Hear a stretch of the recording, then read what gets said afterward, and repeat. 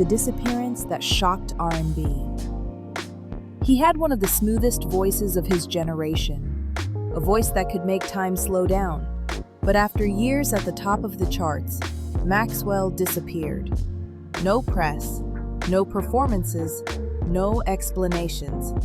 For nearly a decade, the man who helped build the neo-soul movement vanished from the spotlight, and fans everywhere asked the same question: what really happened to Maxwell? Because when a legend disappears, there's always a story behind the silence. And this one runs deeper than fame. It's about pain, peace, and rediscovering purpose. Welcome to your Soul House, the place where we celebrate everything we love about neo-soul music. Here, we talk about the pioneers, the creatives, and the artists who shape the sound that feeds our souls.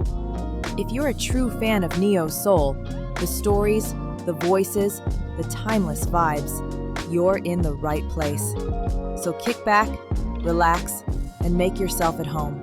Don't forget to subscribe, hit that like button, and join us as we take deep dives into the stories behind our favorite neo-soul legends and rising stars. Because here at your Soul House, the music never stops. It just gets deeper. The year was 1996. R&B was loud, fast, and soaked in hip-hop swagger. But then came Maxwell, quiet, poetic, and deliberate. His debut, Urban Hang Suite, didn't sound like anything else on the radio. It was slow, sensual, and grown. It didn't chase attention, it invited you in. Songs like Ascension, Don't Ever Wonder, and Something Something turned him into a symbol of a new movement, neo-soul. He was joined by D'Angelo, Erykah Badu, and Jill Scott, artists who brought soul back to feeling, not formula. Maxwell wasn't just singing love songs, he was rewriting how black men could sound in R&B. Soft, romantic, vulnerable. He didn't yell, he whispered, and somehow, everyone listened. Between Urban Hang Suite, 1996, Embrya, 1998, and now, 2001, he became a modern icon. But while the music soared, the man behind it began to break down. The cost of perfection. Behind the calm voice was a perfectionist haunted by pressure. Maxwell didn't just want to make hits. He wanted to make history. Every sound had to be right. Every lyric lived. And when the label started pushing for quicker releases, he pushed back. He once said, "I can't release something that doesn't feel true." But truth takes time, and the music industry doesn't wait. Rumors began to swirl. Fans whispered about burnout, creative disputes, even depression. By 2001, Maxwell was at his peak. Grammys, tours, platinum records. Then, without warning, he walked away. No farewell tour, no press release, just silence. And that silence lasted far longer than anyone expected. The Silence Years, 2002 to 2008. For almost 8 years, Maxwell disappeared completely. No performances, no interviews, no appearances. He wasn't living in Hollywood. He was living in New York, privately, quietly. Friends said he'd lost close family members and withdrew to grieve in peace. Others said fame had drained him, that he needed to remember who he was before the world told him. While the industry changed around him, Maxwell stayed still. No Instagram, no publicity, just life. He once told a friend, "Sometimes the world doesn't need more noise. It needs you to get quiet enough to hear yourself again." And when he finally returned, he didn't just sound renewed, he sounded reborn. The unexpected return. It happened in 2008, BET Awards. The lights dimmed, and out walked Maxwell. Short afro, black suit, no dancers, no spectacle, just him. He sang Al Green's Simply Beautiful, and for 4 minutes, the entire arena fell silent. It wasn't nostalgia, it was resurrection. A year later, in 2009, he released Black Summer's Night, the first of a planned trilogy. It debuted at #1 on Billboard, sold over 300,000 copies in the first week, won 2 Grammys. The critics called it a spiritual sequel to Urban Hang Suite. Fans called it a miracle. After 8 years of silence, Maxwell had proven something powerful, that real art doesn't expire. It just waits until the artist is ready. What really happened? When asked why he disappeared, Maxwell finally told the truth. He said, "Fame can take you places you're not ready to go. I needed to find my way back to myself."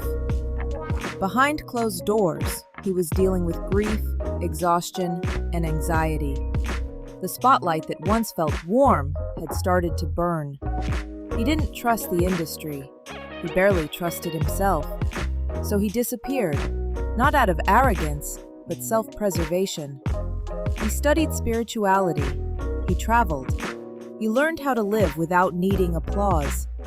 By the time he returned, he didn't care about charts. He cared about peace. And when you listen to Black Summer's Night, you can hear it. A man learning how to breathe again.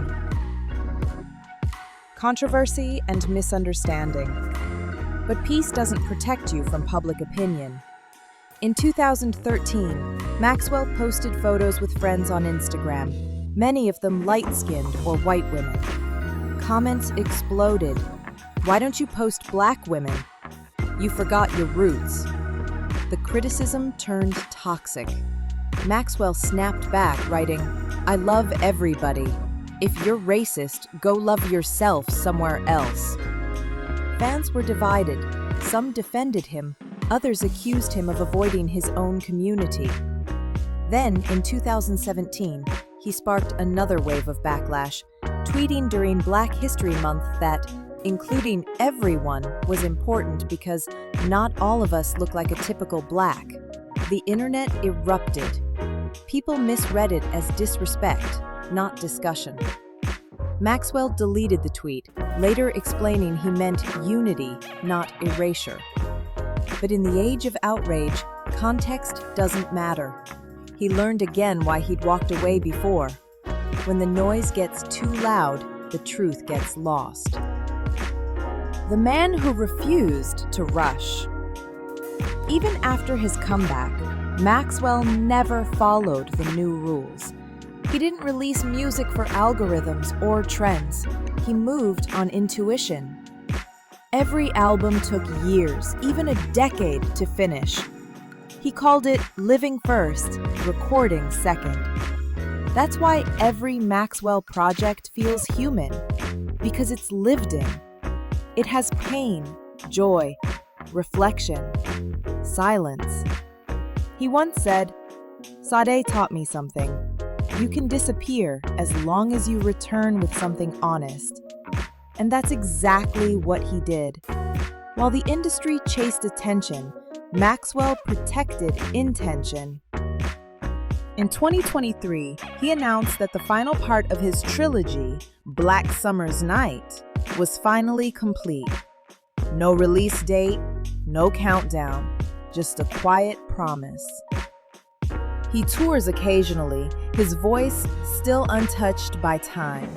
Fans still fill every seat, not for nostalgia, but for reverence. On stage, he still moves the same way he always did. Smooth, calm, in control. Because Maxwell's gift was never just his sound, it was his restraint. He once said, "Silence is my favorite instrument." 20 years later, that silence still defines him. The legacy of silence. Maxwell's disappearance didn't ruin his legacy, it made it. He taught a generation that art doesn't have to be constant to be meaningful. He influenced Giveon, Brent Fayaz, Snow Allegra, all artists who build emotion through quiet confidence. Where most chase trends, Maxwell chased truth. Where others burned out, he simply recharged, reminded us that the loudest statement you can make is peace. Maxwell didn't disappear. He simply chose to live. He stepped away from the noise to protect what made him real. And when he came back, he didn't just return as a musician, he returned as a man. His story isn't about fame lost, it's about self reclaimed. 20 years later, we understand that Maxwell didn't vanish from the spotlight, he carried it inward. Because some people don't need to be seen to be felt, and Maxwell, he'll always be felt.